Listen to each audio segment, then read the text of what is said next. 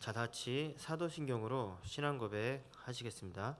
전능하사 천지를 만드신 하나님 아버지를 내가 믿사오며 그 외아들 우리 주 예수 그리스도를 믿사오니 이는 성령으로 잉태하사 동정녀 마리아에게 나시고 본디오 빌라도에게 고난을 받으사 십자가에 못 박혀 죽으시고 장사한 지 사흘 만에 죽은 자 가운데서 사이스 살아나시며 하늘에 오르사 전능하신 하나님 우편에 앉아 계시다가 저희로서 산자와 죽은 자를 심판하러 오시리라. 성령을 믿사오며 거룩한 공예와 성도가 서로 교통하는 것과 죄를 사하여 주시는 것과 몸이 다시 사는 것과 영원히 사는 것을 믿사옵나이다. 아멘. 우리 같이 찬송가 183장 찬송가 183장 한 목소리로 찬양 드리겠습니다.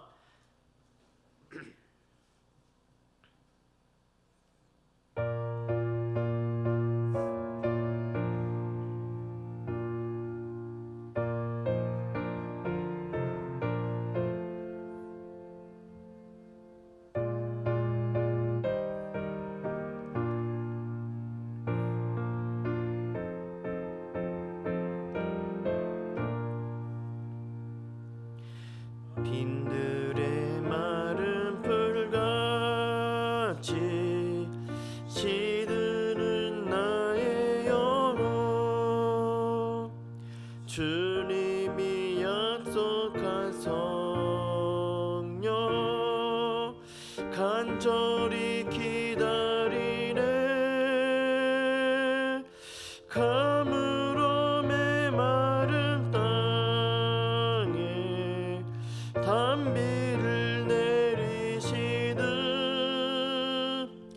성령의 단비를 부어 새 생명 주옵소서. 반가운 빗소리 들려 산천이 춤을 추네 봄비로 내리는 성령 내게도 주옵소서. 가물어 메마른 땅에 단비를 내리시듯 성령의 단비를 부어 새 생명 주옵소서. 절 따라 우러를 내려 조목이 무성하니 갈급한 내 심령 위에 성령을 부소서. 가물어 메마른 땅에 단비를 내리시듯 성령의 단비를 부어 새 생명 주옵소서.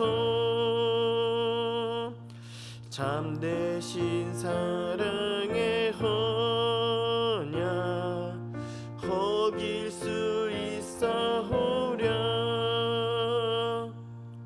오늘의 흡족한 은혜 주실 줄 믿습니다. 가물어 메마른 땅에 단비를 내리시듯 성령의 단비를 부어 새 생명 주옵소서. 아멘.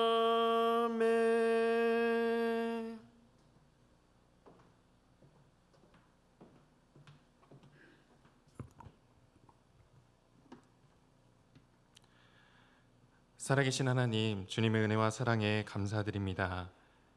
죽을 수밖에 없던 우리 인생을 창세전에 택정하시고 십자가 보혈로 구원하여 주신 은혜에 감사를 드립니다. 이제 우리를 주님과 한 몸 된 교회로 세우시고 세상의 빛과 소금으로 삼아 주심에 또한 감사드립니다. 이 시간 우리는 한 몸 된 공동체로서 비록 우리의 육신은 각처에 따로 떨어져 있지만 우리의 마음은 하나 되어 주님께 신령과 진정으로 예배드리길 소원합니다. 이 시간 주님 홀로 영광과 존귀와 경배를 받아 주옵소서. 지금 온 나라가 전에 알지 못하던 질병으로 인해 고통 가운데 신음하고 있습니다. 주여 우리나라를 불쌍히 여겨 주옵소서. 먼저 우리 교회가 깨어 기도하며 이 민족의 악과죄를 회개하게 하여 주옵소서. 이때 주님의 몸된 우리는 이 질병과 시국에 대해서 혐오와 배제보다는 이해와 포용할 수 있는 넓은 마음을 주셔서 아픈 사회와 이웃을 끌어안을 수 있는 교회 되게 하옵소서. 이 시간 목사님의 입술을 통하여 하나님의 말씀이 우리에게 임하게 하여 주옵소서. 우리가 어디에서 예배드리든지 흔들리지 않는 믿음을 허락하여 주옵시고 오직 말씀을 통하여 우리의 죄를 보고 회개할 수 있는 참된 믿음을 허락하여 주옵소서. 주님이 주신 모든 은혜에 감사드립니다. 이 예배 모든 순서 가운데 성령께서 함께하여 주시길 소망하며 이 모든 말씀 우리 주 예수 그리스도의 이름으로 기도드리옵나이다. 아멘.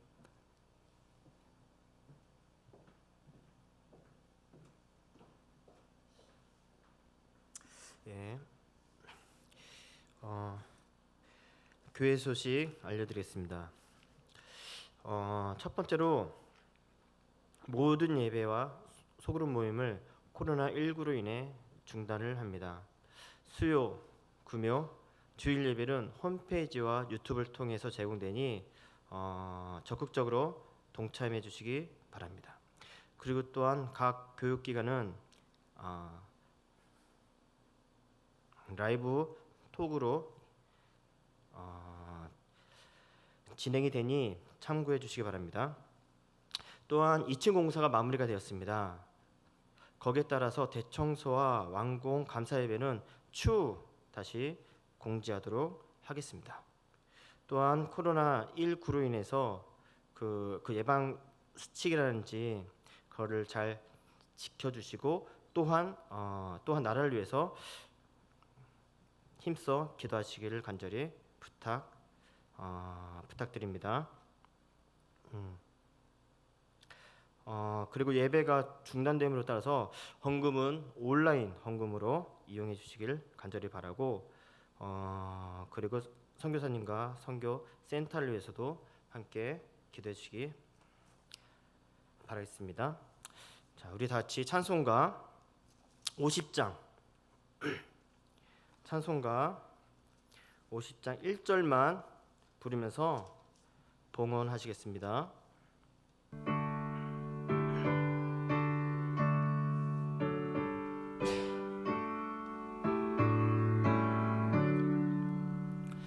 내게 있는 모든 것을 아낌없이 드리네.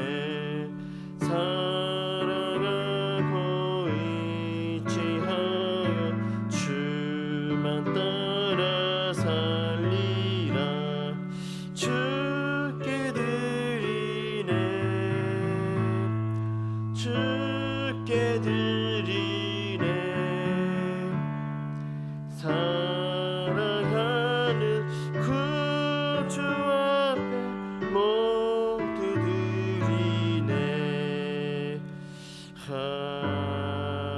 아멘. 기도하겠습니다. 하나님 아버지, 이 나라가 지금 어려워하고 있습니다. 이것 가운데 주님 더욱더 우리들을 돌볼 수 있도록 우리가 나만 생각하는 것이 아니라 이웃들을 더욱더 생각할 수 있도록 하나님 우리가 그러한 성숙된 믿음을 가지길 원합니다. 또 하나님 이 헌금을 통해서 하나님 아버지 받아주시고 우리가 정말로 교회에서 유용하게 하나님의 나라를 위해서 사용할 수 있도록 주님 만져 주시옵소서. 감사하며 예수님의 이름으로 기도합니다. 아멘. 다 같이 하나님의 말씀은 로마서 11장 13절부터 24절까지 봉독하겠습니다. 로마서 11장 13절부터 24절까지 제가 가지고 있는 성경으로는 신약성경 255페이지입니다. 255페이지 13절부터 봉독하겠습니다. 내가 이방인에 너에게 말하노라. 내가 이방인의 사도인 만큼 내 직분을 영광스럽게 여기노니 이는 혹 내 고륙을 아무쪼록 시기하게 하여 그들 중에서 얼마를 구원하려 함이라. 그들을 버리는 것이 세상의 화목이 되거든 그 받아들이는 것이 죽은 자 가운데서 살아나는 것이 아니면 무엇이리요. 제사는 처음 익은 곡식 가루가 거룩한즉 떡덩이도 그러하고 뿌리가 거룩한즉 가지도 그러하니라. 또한 가지 얼마가 꺾이는데 돌감나무인 내가 그들 중에 접붙임이 되어 창간나무인 뿌리의 진액을 함께 받는 자가 되었은즉 그 가지들을 향하여 자랑하지 말라. 자랑할지라도 내가 뿌리를 보존하는 것이 아니요 뿌리가 너를 보존하는 것이니라. 그러면 내 말이 가지들이 꺾인 것은 나로 접붙임을 받게 하려 함이라 하리니 옳도다. 그들은 믿지 아니하므로 꺾이고 너는 믿음으로 섰느니라. 높은 마음을 품지 말고 도리어 두려워하라. 하나님이 원 가지들로 아끼지 아니하신즉 너도 아끼지 아니하시니라. 그러므로 하나님의 인자심과 준원하심을 보라. 넘어지는 자들에게는 준원하심이 있으니 너희가 만일 하나님의 인자심을 머물러 있으면 그 인자가 너에게 있으리라. 그렇지 않으면 너도 지키는 바 되리라. 그들도 믿지 아니하는데 머무르지 아니하면 접붙임을 받으리니 이는 그들을 접붙이실 능력이 하나님께 있음이라. 내가 원 감람나무에서 찍힘을 받고 본성을 거슬러 좋은 감람나무를 접붙임을 받았으니 원 가지인 이 사람이야 얼마나 더 자기 감람나무를 접붙이심을 받으랴. 아멘. 예, 담임 목사님 나오셔서 참으로 영광스러운 직분으로 말씀을 증거하시겠습니다.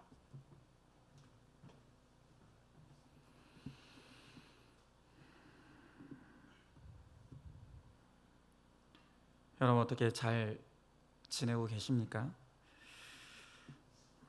제가 메시지도 여러분들에게 보내드렸지만 참 안녕하세요라는 말이 우리가 가볍게 하는 인사인데 이 사이에 있어서는 이 안녕하세요라는 말이 참으로 우리들에게 무겁게 느껴지는 인사가 아닐 수가 없습니다.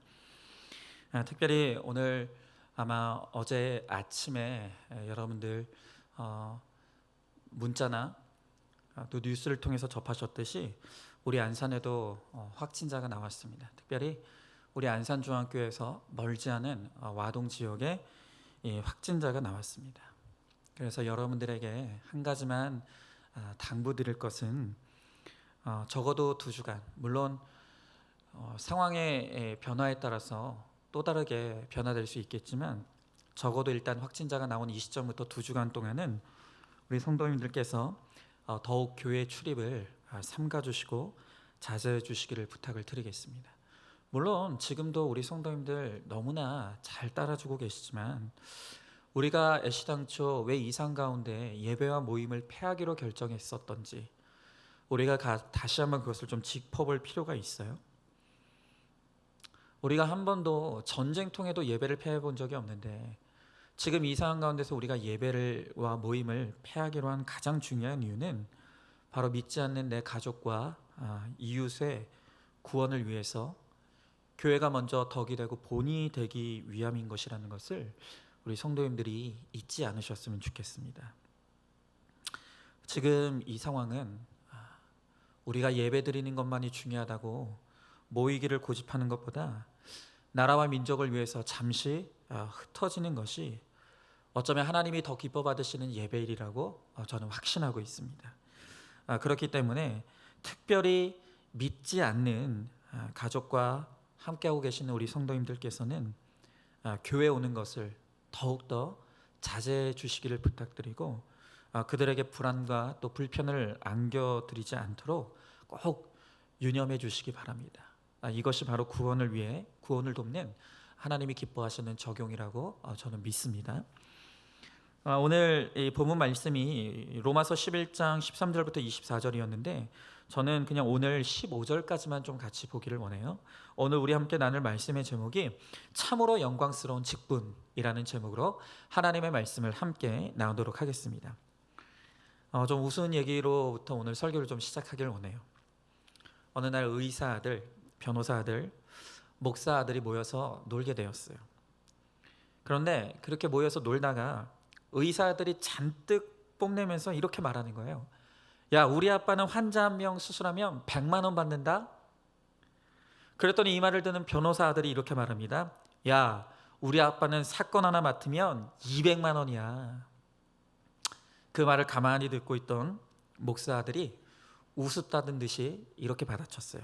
야, 우리 아빠가 한마디 하면 사람들이 일어나서 돈 거두러 다녀. 웃으세요? 여러분 웃으세요? 네. 세상은 돈 많이 버는 것을 영광스러운 직업이라고 생각을 하죠. 권세 많은 사람을 영광스럽다고 말하기도 하고 남에게 인정받는 것을 영광스럽다고 말하는 사람도 있습니다. 여러분 그러면 하나님이 말씀하시는 정말 영광스러운 일, 하나님이 생각하시는 가장 영광스러운 직분은 어떤 것이겠습니까? 오늘 우리가 그것을 함께 보기를 원하는데요. 첫 번째로 사람을 살리는 직분이 참으로 영광스러운 직분이다. 오늘 주님께서 그렇게 말씀하세요. 자, 13절 14절의 말씀에 보니까 이렇게 나와 있어요. 내가 이방인인 너희에게 말하노라. 내가 이방인의 사도인 만큼 내 직분을 영광스럽게 여기노니 이는 혹 내 고륙을 아무쪼록 시기하게 하여 그들 중에서 얼마를 구원하려 함이라 그랬어요. 여러분 바울은 자신의 사도의 직분을 영광스럽게 생각했습니다. 왜 그렇습니까? 사도직이 돈을 많이 버는 직업이어서 그렇습니까? 아니에요. 사람들에게 존경과 인정을 받기 때문입니까? 아닙니다. 오직 이 바울 사도가 사도의 직을 영광스럽게 여긴 한 가지 이유는 사람을 구원하는 일이기 때문인 것이죠. 바울은 이방인의 사도로 강도와 풍랑의 위험 가운데서도 이곳저곳을 돌면서 전도 여행을 다녔습니다. 이스라엘의 최고의 가문에서 자랐던 바울이었지만 권세와도 상관없고 돈과는 더더욱 상관이 없는 직분을 평생토록 영광스럽게 가지고 살았다는 거예요. 오늘 그가 이 사도의 직분을 가장 영광스럽게 여겼던 이유가 무엇이라고요? 바로 구원 때문이었다는 것입니다. 여러분 우리가 어떤 직업을 가지든 또 돈을 얼마를 벌던 누가 인정을 하든 하지 않든 그 일이 누군가를 구원으로 인도하는 통로가 될 때 그 일이 가장 영광스러운 일이 될 수가 있다는 것이죠. 여러분 반면에 어떤 사람은 자신의 직업으로 돈과 명성을 얻으면서 그것으로 사람을 살리는 것이 아니라 사람을 죽이기도 한다는 거예요. 제가 여러 번 소개해 드렸던 적이 있지만 우리 김양재 목사님 남편분은 살아생전에 산부인과 의사였다고 했습니다. 그분은 돈도 잘 벌었어요. 누구보다 성실하고 환자에게 최선을 다했습니다. 정직하게 병원을 운영한 소위 양심을 가진 그런 의사였다는 거예요. 그런데 죽음 직전에야 죽음을 목전에 두고 그분이 회개하며 고백했던 것이 무엇이라고요? 그동안 수많은 아기들을 낙태 수술을 했다는 것을 죽음의 직전에야 회개했다고 고백하셨어요. 여러분 우리 모두가 우러러보는 의사라는 직업을 가졌지만 하나님이 보시기에는 그것은 결코 영광스러운 일이 아니었던 것이죠. 힘들게 직장 생활하면서 내가 이 월급 받고 도대체 무슨 고생인가, 우리가 이런 생각이 들 때도 있을 수 있습니다. 그러나 내가 하는 지금 이 일이 생명을 살리고 생명을 확장시키고 누군가를 이롭게 하며 생명을 부여하게 하는 일이라면 나의 직업은 더할 나위 없이 영광스러운 직분이 될 수가 있다는 것입니다. 여러분 어떤 분들은 집안일을 하찮게 여기시는 분들이 있어요. 그러나 절대 그러셔서는 안 되는 거예요. 내가 집에서 설거지를 하고 청소만 하고 있다 할지라도 그것이 가족의 생명과 생활에 내 손에 달려 있다는 것을 알고 그것을 깨달을 때 그것이야말로 가장 영광스러운 직분이 될 수가 있다는 것입니다. 어느 날 신문에 강남 엄마와 그냥 엄마의 차이를 말해주는 기사가 났습니다. 이 기사를 쓴 기자가요, 강남 엄마를 찾아가서 인터뷰를 했고요. 그냥 우리 주변에 누구나 볼 수 있는 그냥 엄마도 찾아가서 각각 인터뷰를 했어요. 그리고 그 인터뷰 내용을 기사로 실은 것이죠. 그럼 이제 강남 엄마라는 이 말이 고유명사가 된 것 같아요. 일종의 하나의 사회적 신분이 된 것 같아요. 이 기자가 강남 엄마를 취재하고 인터뷰를 하면서 이 강남에서 잔뼈가 굵었다는 그 엄마의 말에 의하면 강남 학생들의 명문대 입학률을 좌우하는 그 강남 엄마의 첫 번째 자질이 뭐냐면 정보력이라는 이야기를 했어요. 자, 자신의 아이가 가고자 하는 대학에 대해서 학교 선생님이나 학원 선생님보다 이 강남 엄마들이 더 많은 정보를 가져야 한다는 것이에요. 입시 정보 책자나 인터넷 사이트를 완전히 꿰뚫고 있어야 된다는 것이죠. 그리고 엄마들만의 그 비밀스러운 루트를 통해서 인류의 선생님을 붙여줄 수 있는 능력이 있어야 비로소 강남 엄마라는 거예요. 또 강남 엄마의 두 번째 자질은 무엇이냐면 부지런함과 기동력이라고 합니다. 이 강남 엄마들은요, 새벽부터 일어나서 아침은 영양식으로 챙겨준대요. 그리고 아이가 아침을 먹는 동안은요, 옆에 앉아서 주요 신문 기사를 브리핑해주고 학교를 데려다 주는 그 시간을 이용해서 차 안에서 중요한 시사 내용들을 계속해서 알려준다는 것이죠. 또 학원에서 집을 오가는 모든 동선을 관리해서 모든 동선이 10분에서 20분을 넘지 않도록 그렇게 동선을 짜야 한다는 거예요. 아이가 학교에서 수업을 받는 동안에도 강남 엄마는 쉬지 않습니다. 몇 가지 신문이나 잡지를 읽고 그 필요한 내용들을 다 스크랩하는 거예요. 그래서 그것을 논술 자료로 아이들에게 제공해 주는 것이에요. 그 중에서 발췌한 것을 화장실이나 식탁의 유리에 붙여서 아이가 오가면서 수시로 볼 수 있게 해준다고 합니다. 이 강남 엄마들은요, 새로운 정보를 얻기 위해 엄마들과 정보를 맞교환하는 모임을 갖는 것도 필수예요. 그뿐 아닙니다. 일주일에 2번 정도는 아예 유명 강사를 초청해서 이 강남 엄마들도 강의를 듣고 과외를 받는다는 것이에요.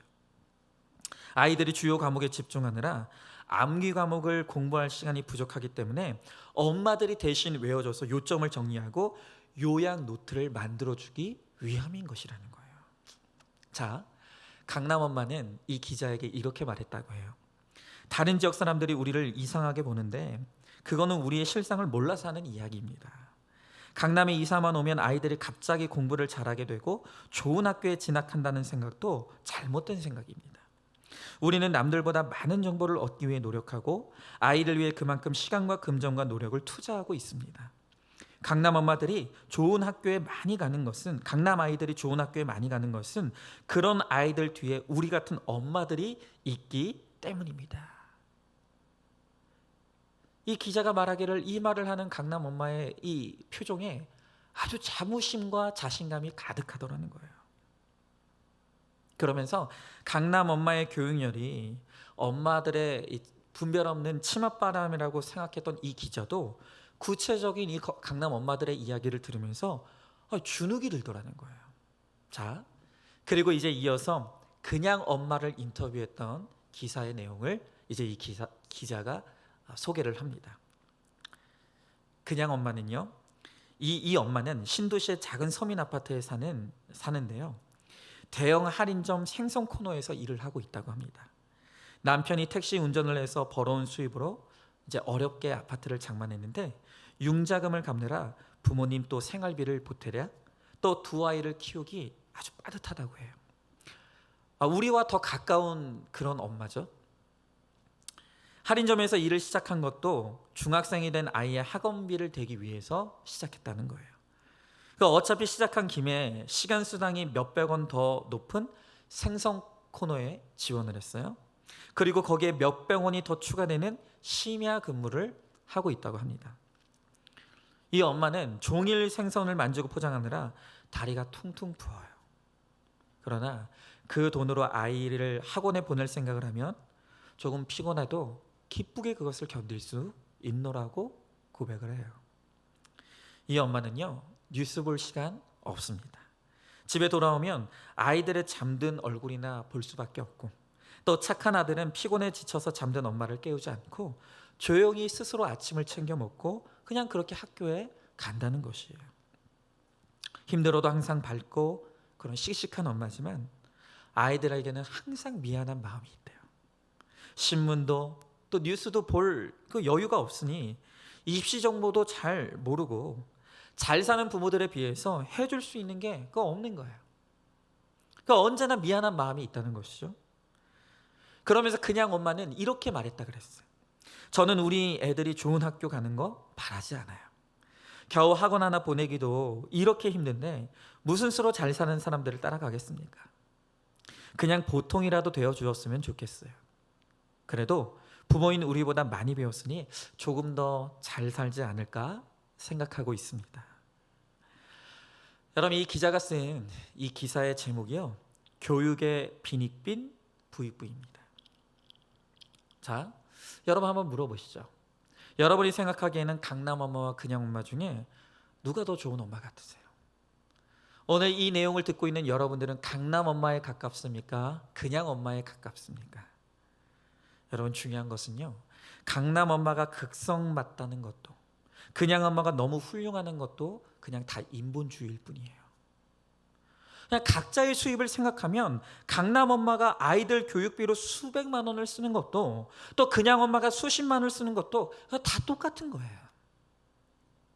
그냥 엄마도 돈이 없으니까 어쩔 수 없을 뿐이지, 이 그냥 엄마도 사실 돈이 되고 형편이 된다라고 한다면 더하면 더했지 덜하지 않을 것이에요. 중요한 것은 무엇입니까? 오늘 여기서 중요한 것은 이 엄마들의 이러한 수고가 과연 정말 자녀들을 살리는 일인가? 그게 바로 중요한 것인가요? 나의 수고를 통해서 지금 자녀들을 살리고 있는가? 이걸 생각해야 된다는 것입니다. 여러분, 정보를 모으고 공부를 해서 그래요, 아이들이 명문대 갈 수도 있겠죠. 그러나 그렇다고 그들이 구원의 결승점에 들어가는 건 아니라는 거예요. 밤낮으로 노동을 해도 또 아이들을 가르쳐도 그것이 구원을 얻는 영광의 자리에 가는 길은 아니라는 것을 말씀드리는 거예요. 여러분, 돈이 없으면 없는 대로, 있으면 있는 대로 모두가 다 수고해요.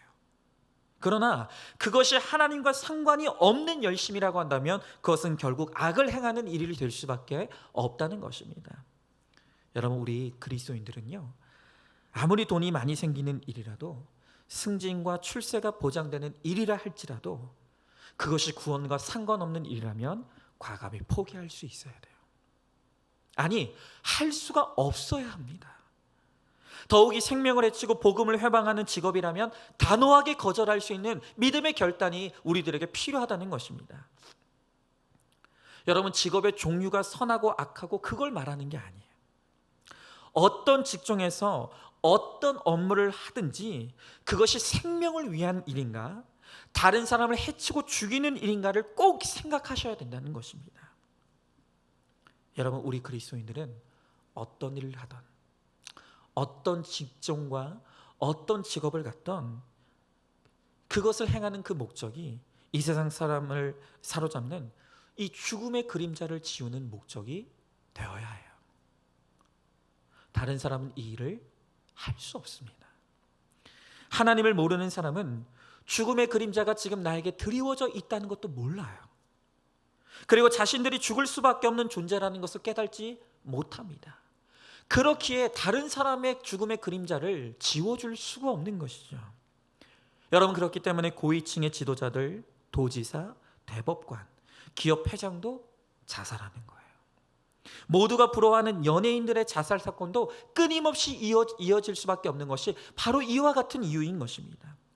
여러분, 모두가 부러워하는 영광스러운 자리에 있어도요, 아무도 이 죽음의 그림자를 스스로 지울 수가 없는 것입니다. 누가 이 그림자를 지울 수 있습니까?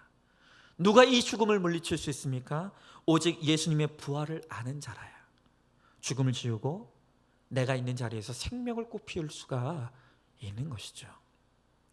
죽음을 이기고 살아나신 예수님을 모르는 자녀, 배우자, 식구들에게 우리가 죽음을 몰아낼 수 없는 것입니다.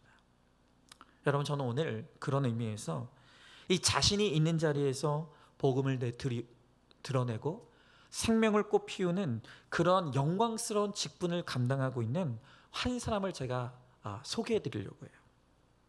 그 사람이 누구냐면요, 요즘 아주 젊은이들 사이에서 큰 인기를 얻고 있는 아주 젊은 가수인데 그 이름이 BY라고 하는 힙합 가수예요.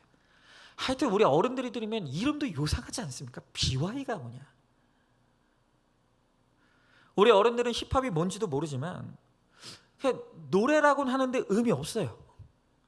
뭘 떠들고 있는데 무슨 말을 하는지도 몰라요. 그러니까 우리 어른들은 듣기에 그냥 방정 떨고 있는 것처럼만 보이는 거예요.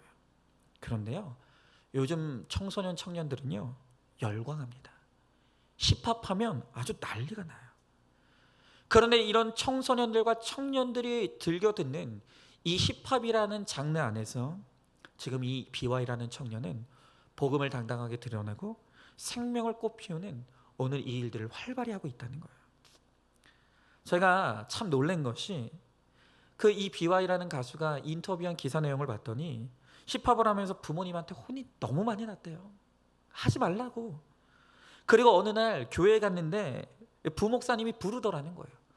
그러면서 이 BY라는 청년에게 말하기를 뭐라고 말하냐면 힙합은 악하니까 그만하라고. 부목사님이 이 청년에게 그렇게 이야기하더라는 거예요. 그냥 이 청년이 정말 대단한 게 뭐냐면 이 부목사님보다 대단한 게 뭐냐면 힙합이 악하니까 그만하라고 하는 그 목사님에게 이렇게 대답했대요. 무슨 소리예요, 목사님? 힙합도 하나님이 만든 거예요. 하나님이 만드신 거예요. 그렇게 대답했다는 거예요.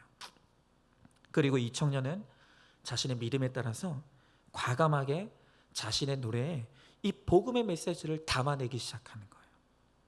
그래서 이 청년이 쓴 가사 내용에는 거의 대부분 다 이 복음이 들어가 있어요. 어떤 이 노래 안에는 이런 가사가 있습니다. 주님이 원하면 가고 아니면 마라. 또 이런 가사도 있어요. 다른 달콤한 우상들에게 절대 절하지 않는다. 여러분, 심지어 이 청년이 쓴 포에버라고 하는 곡에는 이런 가사를 넣었어요. 11조 봉투에 100만 원을 100장씩 넣을 거야. 11조라는 단어를 다른 데도 아니고 믿지 않는 청년들과 청소년이 듣는 노래 안에다가 넣어놨다는 거예요. 놀라운 게 뭔지 아십니까?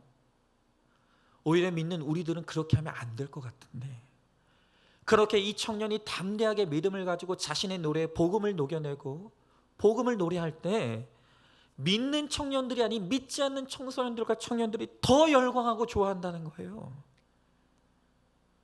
이 BY에게 과거에 어떤 사람이 믿는 지인이 그런 얘기를 했대요. 네 노래의 가사는 종교색이 너무 짙어서 사람들이 네 음악은 듣지 않을 거야. 그랬더니 이 청년이 또 이렇게 대답했다는 거 아니에요? 이게 진짜 멋이라고. 나는 그것과 상관없이 내가 전하고 싶은 것을 전하는 게 나는 진짜 멋이라고 생각한다고 그렇게 대답했다는 거예요. 그리고 이 청년이 이렇게 말합니다. 하나님의 문화를 가장 멋지게 보이게 하려고 나는 오늘도 맹렬하게 연습하고 있다. 하나님의 문화를 가장 멋지게 보이게 하려고 나는 오늘도 맹렬하게 연습하고 있다. 너무 멋있어요. 물론 과연 이 청년이 이 믿음을 끝까지 순수하게 잘 지키고 갈 것인가? 두고 볼 일이죠. 그러나 일단은 가장 악한 문화가 꽃피어 있는 이 힙합의 한복판에서 주와 복음을 당당하게 드러내는 저는 이 청년을 정말 격려하고 싶고 응원하고 싶어요. 여러분, 좋은 직업과 나쁜 직업이 따로 있는 것이 아니라고 생각합니다. 바로 이렇게 자신의 자리에서 오늘 주님을 위하여 생명을 꽃피우는 것이 가장 영광스러운 직분이라는 것입니다. 여러분, 복음은 이론론이라고 했어요. 교회 안에만 구원이 있고 교회 밖에는 구원이 없는 게 아니에요. 내가 있는 곳, 또 내가 사는 그곳, 또 내가 속해 있는 그곳에서 내가 주와 영광을 위해서 생명을 꽃피우는 일에 쓰임 받으면 바로 거기가 나의 사명지라는 것입니다. 여러분, 찬송가만 듣지 마세요. 저는 이 청년 노래 가사가 잘 안 들리긴 하지만 그 자막으로 띄어진 노래를 들으면서 야, 정말 찬송가보다 더 은혜 많이 받았어요. 여러분, 이런 노래 여러분들 즐겨 들으시고 꼭 돈 주고 사서 들으셨으면 좋겠어요. 이렇게 날마다 죽음의 계단을 오르는 내 가족, 이웃들에게 영원한 생명이신 예수님을 알게 하는 것, 그것이 영광스러운 직분이라는 것이에요. 오늘 15절의 말씀에 보니까 그들을 버리는 것이 세상의 화목이 되거든 그 받아들이는 것이 죽은 자 가운데서 살아나는 것이 아니면 무엇이리요? 그랬어요. 오늘 그들을 버리는 것이 세상의 화목이 된다 그랬어요. 오늘 유대인들이 버려짐으로 말미암아 이방인들에게 복음이 전해지고 하나님과 화목해 되는 일이 일어난다 그랬어요. 그러나 그렇다고 해서 유대인들을 외면하고 버린다는 의미가 절대 아닙니다. 오히려 그들을 통해서 예수님을 알게 되었고 예수 그리스도의 십자가로 화목하게 되었기 때문에 이제는 버려진 유대인들이 주님께 돌아오기를 소망한다는 것이에요. 우리도 마찬가지입니다. 나를 버린 사람, 나를 괴롭게 했던 사람들이 있어요. 그러나 그들이 나를 괴롭게 하고 나를 버렸기에 내가 그랬기에 예수를 만나고 예수 그리스도를 만나 구원을 받게 됐다라고 한다면 이제는 나를 괴롭게 했고 나를 힘들게 했던 바로 그들에게 우리는 가야 되는 거예요. 그들이 내가 만난 주님을 만날 수 있기를, 그들이 나의 구원을 위해서 수고했기에 이제는 그들도 주님을 만나 구원을 받을 수 있기를 우리는 소망하며 그들에게 나아가야 되는 거예요. 여러분, 나의 구원은 반드시 다른 사람의 구원으로 나아가게 되어 있어요. 절대로 진정한 생명을 잉태한 사람은 자신의 구원만으로 끝나지 않아요. 구원의 감격을 누렸기에 이제 다른 사람에게도 이 감격이 전해지기를 소망할 수밖에 없다는 것입니다. 나 같은 사람도 구원받았다면 이방인이나 다른 어떤 사람도 구원받을 수 있어요. 그렇다면 예수님을 죽인 유대인이라고 해도 구원받을 수 있다는 것입니다. 나 같은 사람이 예수 믿었다면 이미 내 집안의 구원이 이른 것이에요. 이것을 믿어야 하는 것입니다. 도무지 예수님을 믿지 않을 것 같은 사람이 있어도 이제는 시간 문제예요. 나로 말미암아 그들이 하나님께로 돌아오게 될 줄로 믿습니다. 여러분, 한번 질문해 보시죠. 나는 지금 무엇을 따르고 있습니까? 나의 역할과 직업을 다른 사람의 구원을 위해 잘 사용하고 있습니까? 자, 그러면 사람을 살리는 이 직분이 가장 영광스러운 직분이라고 했는데, 그러면 두 번째로 이 직분, 사람 살리는 직분을 어떻게 행해야 됩니까? 자, 작은 첫 번째로 이 직분에 최선을 다해야 된다는 거예요. 자, 오늘 다시 14절의 말씀해 보니까 이는 혹 내 고륙을 아무쪼록 시기하게 하여 그들 중에서 얼마를 구원하려 함이라 그랬어요. 다시 한번 바울은 고륙을 시기하게 만들어서라도 그들을 구원하기를 원한다라고 합니다. 예수님을 믿는 바울이 다른 사람을 살리고 승리하는 것을 보며 고륙도 꼭 믿게 하고 싶은 마음이 생기는 거예요. 그러면서 이 바울은 최선을 다해서 내가 할 수 있는 모든 방법과 수단을 다하여서 오늘 그들의 구원을 돕는 일에 힘쓰는 것이에요. 여러분, 우리도 마찬가지입니다. 우리가 다른 사람을 살리고 생명을 꽃피우는 일을 하려고 할 때 최선을 다해야 된다. 이스라엘을 사랑하시는 하나님은 그들을 돌이키기 위해서 포로로 잡혀가게 하시기도 하십니다. 멸망시키셨다가 회복시켜 주시기도 하시고 가능한 모든 방법을 다 사용하셨다는 거예요.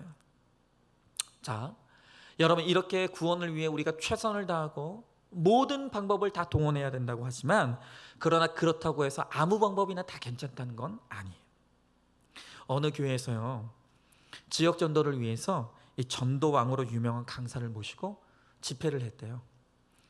그런데 이 강사가 전도를 위해서라면 수단과 방법을 가리지 말고 사람을 데려와야 된다라고 하면서 이런 방법을 소개했다고 해요. 이런 거죠. 집에서 신문을 보고 있다면 그 신문을 끊으라는 거예요. 그러면 신문을 배달하는 사람들이 놀라서 전화가 오거나 찾아오겠죠. 그러면 그때 이렇게 말하는 거예요. 우리 교회 전도 집회 한 번만 와주시면 신문을 다시 보겠다. 이걸 전도의 방법이라고 소개하더라는 거예요. 여러분, 한 번이라도 교회 와서 말씀 듣게 하는 것 너무 중요하죠. 하지만 이렇게 비인격적인 방법으로 전도해서는 저는 안 된다고 생각해요. 이거는 전도가 아니라 갑질이죠. 최선을 다하되 그 방법 또한 하나님이 기뻐하시는 것이 되어야 한다는 것이에요. 여러분, 지금 신천지가 그렇지 않습니까? 그들이 요즘 그들이 벌여왔던 많은 일들에 대해서 왜 정체를 숨겼냐고 했더니 그들이 변명하기를 우리는 숨긴 게 아니라 그저 말하지 않았을 뿐이라고 이야기해요. 우리가 겪어봐서 알지 않습니까? 그들은 말하지 않은 것으로 그친 게 아니에요. 온갖 거짓말과 거짓된 방법으로 얼마나 많은 사람을 속이면서 그것을 모략이라고 하는 용어로 포장해서 정당화하면서 그렇게 이제껏 포교 활동을 해왔습니까? 심지어 그들은 자기 자신을 하늘나라의 연기자라고 하면서 여러 모양으로 접근하는데, 심지어 어떤 전문가들의 이야기를 들으니까 스님으로 분장해가지고 접근하는 일도 있다고 그러더라고요. 여러분, 이게 하나님이 기뻐하시는 일이겠습니까? 우리말에 뭐로 가도 서울만 가면 된다는 말이 있죠. 그러나 이것은 결코 기독교 정신이 아닙니다. 결과가 중요하지만 하나님은 결과만큼 과정도 올바르고 정직해야 된다고 말씀하시는 거예요. 우리가 그 일을 이루는 과정도 복음이 되어야 한다는 거예요. 우리 집에 신문 배달하는 사람, 우유 배달하는 사람이 정말 구원받기를 원한다면 얼마든지 다른 방법을 찾을 수 있는 것이겠죠. 하나님을 비인격적인 분으로 만들지 않으려면 우리가 인격적인 방법으로 다가가야 돼요.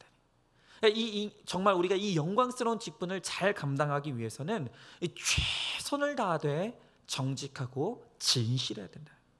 그리고 두 번째로는 이 영광스러운 직분은 바로 현재의 자리에서 최선을 다해. 내가 있는 현재의 자리에서 최선을 다하는 것이 바로 영광스러운 직분이다. 여러분, 영혼구원을 하기 위해서라면 어떤 분들은 생각할 때 직장도 그만둬야 된다고 생각하시는 분들이 있어요. 이 영적인 일과 육적인 일을 이원론으로 생각하기 때문에, 그래서 교회 안에서 그렇게 행하는 것은 영적인 것이고 내가 세상에서 돈 벌고 직업을 갖고 생활하는 것은 육적이라고, 세속적인 것이라고 그렇게 분리돼서 생각하시는 분들이 있다는 거예요. 여러분, 그렇지 않아요. 어떤 분들은 직장 생활하면서 목구멍이 포도청이라 그래서 내가 직장에 다니는 거지 내가 갈 길은 여기가 아니라고, 나는 신학 공부해서 해외 선교하고 그렇게 정말로 그렇게 살아가는 것이 내가 해야 될 일이라고 부르짖는 분들이 의외로 많습니다. 겉으로 보기에는 믿음이 좋아 보여요. 그러나 그것이 아니에요. 그것은 하나님이 나에게 허락하신 직업에 대한 오해입니다. 그런 사람일수록 신학을 하면 어쩌면 큰일 날 일일 수도 있어요. 평범한 직장인, 일해서 먹고 사는 사람들은 무조건 육적인 일을 하는 것이라고 생각하면서 도대체 어떻게 사람들을 인도할 수가 있겠습니까? 여러분, 하나님이 누군가를 신학으로, 선교로, 또 목회자로 부르시는 것처럼 또한 하나님은 똑같은 가치와 목적으로 우리를 직장으로 부르신다는 거예요. 직장은 전도의 장으로서만 의미가 있는 것이 아니에요. 나의 직업 그 자체가 다른 사람의 삶을 윤택하고 하고 풍성하게 하는 그 하나님의 돕는 자의 도구가 되는 것이에요. 공장에서 물건을 만드는 사람은 물건을 값싸고 튼튼하게 만들어서 사람들의 삶을 풍요롭게 합니다. 식당을 하는 사람은 맛있고 영양 많은 음식을 만들어서 또한 다른 사람의 삶의 건강을 그렇게 풍요하게 하는 것이죠. 또 전화 받는 업무를 하는 사람들은 친절하게 전화를 받으면서 다른 사람들의 마음을 따뜻하게 하는 거예요. 또 우리 교회 청소하시는 분들이 있죠. 정말 이럴 때 더욱더 깨끗하게 내가 맡은 부분을 관리하고 열심히 청소해서 또 사람들의 건강이 해쳐지지 않도록 돕는 것. 이것이 얼마나 영광스러운 직분입니까? 여러분, 우리의 직장은 그러므로 썩어질 세상이 아닌 우리의 섬김의 장이에요. 주어진 내 업무에서 정성스럽고 성실하게 최선을 다하는 것이 오지선교 못지않는 우리의 십자가라는 것입니다. 여러분, 이것이 이단과 또 기독교의 근본적인 차이죠. 여러분, 기독교에 입각한 직업과는 바로 내가 있는 그곳이, 내가 속해 있는 그 직업과 직군이 하나님이 나에게 구원을 위해 주신 사명지고 선교지라는 것이에요. 바로 그곳에서 나의 직책에 충실하고 나의 업무를 탁월하게 잘 감당하는 것이 바로 그것에 주님께 영광 돌리고 구원을 이루는 최고의 방법인 것을 오늘 주와 복음은 우리들에게 가르쳐 주신다는 거예요. 그러나 이단은 그들의 집단 안에만 구원이 있다고 가르쳐요. 그러면서 그곳 안에만 있어야 된다고, 그저 그들끼리만 구원받는 것에 몰두하는 거예요. 그래서 직장도 가정도 관계도 다 끊고 이 세상은 그저 도망쳐야 될 곳으로, 그저 이 세상은 끊어져야 될 곳으로 그렇게 가르치는 거예요. 여러분, 그래서 얼마나 많은 사람들이 삶이 망가지고 가정이 파괴됩니까? 여러분, 그것은 결코 하나님의 가르침이 아니에요. 성도들의 삶의 현장에서 감당하는 그 일은 목사가 지금 강단에서 제가 오늘 여러분들에게 설교하는 것 못지않게 너무나 중요한 일이에요. 여러분, 교회 안에서 예배드릴 수 없는 믿음이 없는 사람들은 어떻게 주님을 만날 것입니까? 어떻게 복음을 접할 것입니까? 복음의 선교사인 내가 바로 그 직장에서 복음에 합당한 삶을 삶으로써 나의 삶을 통해서 그들은 복음을 보고 듣게 되는 것이에요. 현재의 자리에서 최선을 다할 때 그것으로 다른 사람을 살리는 영의 직분을 감당하게 되는 거예요. 여러분, 제가 오늘 말씀드렸던 것처럼 너무너무 답답해요. 지금 우리가 어디에도 갈 수 없고 심지어는 교회에 모일 수도 없는 이 상황이 너무나 답답해요. 그러나 내가 믿지 않는 내 가정의 식구들을 위해서 주일날 나의 집에 잘 머물러 있는 것, 국가에 순종하고 또 교회의 지침에 순종함으로 잘 머물러서 그렇게 함께 있어주는 것, 바로 그것이 생명을 꽃피우는 바로 그 생명의 역사, 그 사명인 것입니다. 우리가 그것을 알고 비록 답답하고 힘들지만 이 시간 동안 내가 있는 내 가정의 자리에 잘 머물러 계셔 주길 바라요. 여러분, 한번 질문해 보시죠. 전도를 위해서 내가 할 수 있는 최선이 무엇입니까? 구체적으로 실천한 내용을 한번 적어보시죠. 전도 방법론을 배우지 않아도 영혼구원을 위해 사랑하고 인내하는 것이 최선임을 여러분들은 알고 있습니까? 마지막으로 한 성도님의 나눔을 한번 들어보도록 하겠습니다. 대학교를 졸업한 뒤 미래가 보장되고 안정적일 것만 같은 대기업에 입사한 저는 마케팅 업무를 담당하면서 큰 성과도 거뒀습니다. 그러다가 IMF 외환 위기로 회사가 큰 변화를 겪게 되면서 직장을 잃는 고난이 찾아왔습니다. 그 힘든 시기에 지금의 교회로 인도되어 공동체의 권면에 따라 말씀의 양육을 열심히 받았습니다. 하지만 예배를 드리고 양육을 받았어도 사람들에게 인정받고 물질적 풍요만을 누리고자 하는 세상의 가치관이 온전히 바뀌지 않아 제 마음에 드는 일을 고르고 있으니 직장이 구해지지 않았습니다. 그러다가 공동체의 권면과 설교 말씀 가운데 좁은 문으로 들어가기를 힘쓰라는 말씀이 나팔소리처럼 들려왔고, 그 말씀을 의지해 이제는 일의 종류와 급여를 내려놓고 대신 예배를 드리는 것에 지장이 없는 직장을 선택하기로 결단했습니다. 하나님은 말씀을 사모하고 하나님이 하실 일을 기대하면서 기도하는 저를 불쌍히 여기셔서 교회와 가까운 직장으로 인도해 주셨습니다. 그리고 하나님의 은혜로 지금까지 5년째 수요 예배 때 안내위원으로 그렇게 봉사하고 있습니다. 10년 동안 교회 다니면서도 세상 가치관이 변하지 않아 살리는 일에는 관심이 없이 그저 물질과 성공만 쫓으며 심판을 받을 뻔한 저를 하나님은 실직의 고난을 통해 구원의 자리로 인도해 주셨습니다. 이제는 공동체뿐만 아니라 복음이 필요한 이웃에게 저의 직장 고난의 간증을 전하며 생명 살리는 길을 걸어가기를 원합니다. 그랬어요. 그렇습니다. 오늘 이분은 과거에 대기업을 다녔고 또 직장을 통해서 오로지 내가 돈 벌고 인정받고 칭찬받는 일에만 몰두하며 살았다 그랬어. 그랬기에 대단한 위치에 있고 대단한 직업을 받았어도 그것으로 아무 열매도 맺을 수가 없었던 것이죠. 그러나 이제 내 인생의 목적이 행복이 아닌 거룩인 것을 깨닫고, 그래서 이제 내 가치관과 기준이 변화되어서 예배를 앞세우고 또 생명 살리는 일이 중요하다는 것을 깨달을 때 비로소 내 삶 가운데 생명 낳는 일을 감당하는 역사를 이루어 가는 거예요. 그렇습니다. 내 인생의 목적이 구원이 되고 생명 살리는 삶이 되면 내가 어떤 자리에서 무엇을 하든 바로 거기서 생명을 꽃피우는 영광스러운 인생을 살아갈 수가 있는 것입니다. 특별히 지금 우리의 예배가 폐하여지고 모임이 중단되어 정말 그저 가정 안에서 아무것도 할 수 없는 채로 그렇게 머물러 있는 것이 힘든 분들이 있어요. 그러나 내가 이렇게 내 가정에 순종하며 오늘 이렇게 가정에 머물러 있는 것이 바로 내 가정의 구원을 위한 것이라는 것을, 구원을 목적으로 한 것이라는 것을 믿으며 그 자리에 잘 머물러 있을 때 내가 그 자리에 머물러 있는 그것만으로도 하나님께서는 생명을 꽃피우는 일에 쓰임받게 하신다는 것입니다. 여러분, 가장 영광스러운 직분은 사람을 구원하는 일이에요. 사람을 살리는 직분이에요.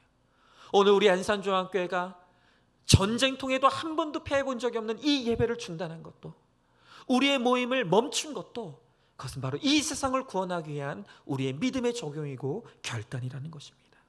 이제 우리는 정말로 오직 구원을 우리 인생의 목적을 두고 내가 지금 과연 내 삶 속에서 내 아이들을 살리고 있는가 죽이고 있는가, 내 남편과 내 부모와 형제를 살리고 있는가 죽이고 있는가, 오늘 그것을 다시 한번 생각해 보기를 원해요. 그리고 내가 있는 곳이 어디이든 내가 하고 있는 일이 무엇이든 오늘 주와 복음을 위해 한 생명을 구원을 위해 살아가는 내가 바로 가장 영광스러운 직분을 행하는 영광스러운 삶을 살아가고 있는 사람이라는 것을 잊지 않고 오늘 하루도 오늘 오직 구원을 위해 내가 있는 자리에 잘 머무르고 그곳에서 주님의 뜻을 이루며 또한 섬김을 이루는, 그래서 생명을 꽃피우는 영광스러운 삶을 살아가는 저와 여러분 우리 모두가 될 수 있기를 주님의 이름으로 축원합니다. 오늘 이 시간 우리 다 같이 함께 기도하기 원합니다. 이 시간 기도할 때 정말 우리가 너무나 답답하고 힘든 시간들을 보내고 있습니다. 예배는 중단되고 모임은 폐하여졌습니다. 그저 내 가정에 속하여 머물러서 아무것도 할 수 없는 오늘 이 상황과 환경이 너무나 힘들게 느껴지시는 분들이 있습니다. 그러나 여러분, 내가 내 가정에 잘 머물러 있어야 하는 이유는 내가 갈 곳이 없어서도 아니고 내가 할 수 있는 일이 없어서도 아닙니다. 내가 지금 이 상황 가운데 내 가정에 머물러 아무것도 하지 않는 이 적용과 순종을 이루어야 되는 것은 내 가정의 구원을 이루고 죽음이 드리워져 있는 내 가정에 죽음의 그림자를 내어쫓고 생명을 낳는 꽃피우는 그 역사를 이루기 위함입니다. 오늘 이 시간 바로 그것을 위해서 순종의 몸부림을 치며 각 가정에서 머무르는 적용과 순종을 이루는 오늘 여러분들을 하나님이 기뻐하십니다. 오늘 하나님께서 여러분들과 함께하고 계십니다.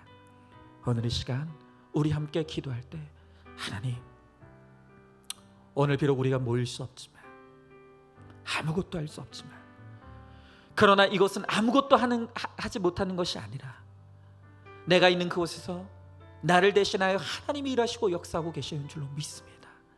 하나님, 우리 가운데 함께하여 주시고 우리 가운데 역사하여 주셔서 나는 연약하고 나는 아무것도 할 수 없어서 어떤 것도 이룰 수 없지만 그러나 나의 순종의 몸부림을 통하여 나의 구원을 위한 순종의 적용을 통하여서 하나님이 이루시는 생명이 꽃피어지는 역사가 일어날 수 있도록 내 가정에 하나님이 찾아오실 수 있도록 하나님 함께하여 주시옵시고 역사해 달라고 더불어 특별히 이 시간 우리 함께 기도할 것은 온 나라에 무서운 질병의 재앙이 임한 가운데 분열의 영이 역사하고 또한 미움의 영이 역사하고 분열의 영이 역사하지만 하나님, 우리는 이 시간 오직 말씀으로 오늘 이 사건들을 해석하게 하여 주옵시고 나라와 민족을 위해 충고하며 기도함으로 오늘 우리의 회개를 통하여 이 땅을 고치시는 하나님의 은혜가 임하여 줄 수 있도록 하나님 함께 라고 오늘 이 시간 주신 말씀을 기억하고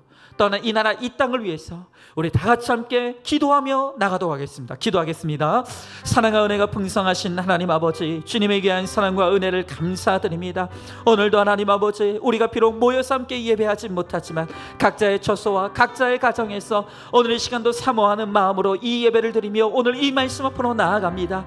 하나님 아버지, 예배가 중단되고 모임이 파해져서 아무것도 할 수 없는 채로 우리가 가정에 머물러 있지만 그러나 그것은 하나님 아버지 아무것도 하지 못하는 것이 아니라 나 대신에 주님이 활발하게 역사하시며 함께 하신 줄로 믿습니다. 하나님 아버지, 정말로 우리를 위해 주님이 역사하실 줄로 믿습니다. 내가 구원을 위하여 내 가정을 섬기며 내 가정에 머물러 있을 때 주님 함께하여 주시옵시고 나의 적은 하나님 믿음의 순종을 통하여서 주님이 역사하시는 생명의 꽃이 피워지는 놀라운 역사가 일어날 수 있도록 주님 아버지 함께하여 주시옵소서. 하나님 아버지, 이 질병의 재앙 가운데 믿지 않는 자들은 서로를 비방하고 서로를 욕하며 하나님 분열하고 또 하나님 그렇게 미워하는 가운데 하나님 마음이 나누어져 있습니다. 그러나 우리 믿음의 사람들이 말씀으로 깨어 하나님 아버지 회개할 수 있게 하여 주시옵시고 우리의 마음을 찢고 하나님 가슴을 찢으며 주님 앞에 나아갈 때 우리의 회개를 통하여 이 땅을 고치시는 하나님의 은혜가 임하여 질 수 있도록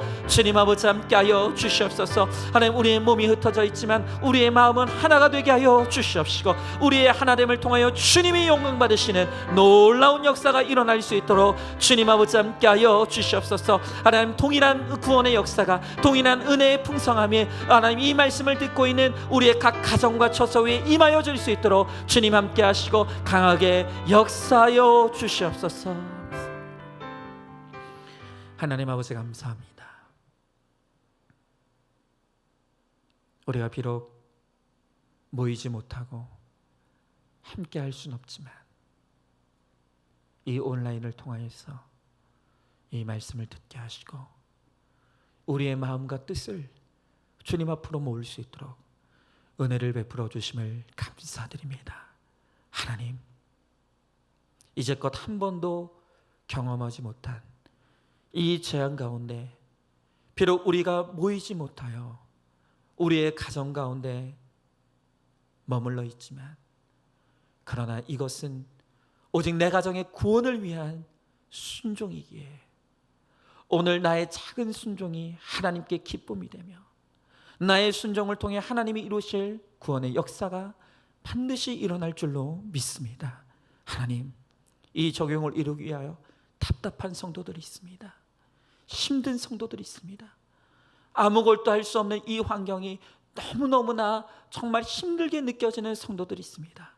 하나님, 이 시간 찾아가 위로하여 주시옵시고 이것이 오직 주와 복음을 위하여 오직 구원을 위하여 이루고자 하는 우리의 작은 믿음의 몸부림이기에 그것을 하나님이 기뻐하시는 것을 알고 주님 때문에 기뻐하고 주님 때문에 감사하며 내가 있는 그곳에 주님이 나와 함께 하실 것을 믿기에 그것으로 담대하게 하나님 평안을 누리며 살아갈 수 있는 우리 사랑하는 성도들 될 수 있게 하여 주시옵소서. 특별히 이 나라 이 민족을 위하여 간구하며 기도합니다. 오늘 질병의 재앙 가운데 마음이 나뉘어지고 뜻이 나뉘어지고 분열되어 서로를 비난하고 욕하고 있는 오늘 이러한 상황 가운데 있습니다.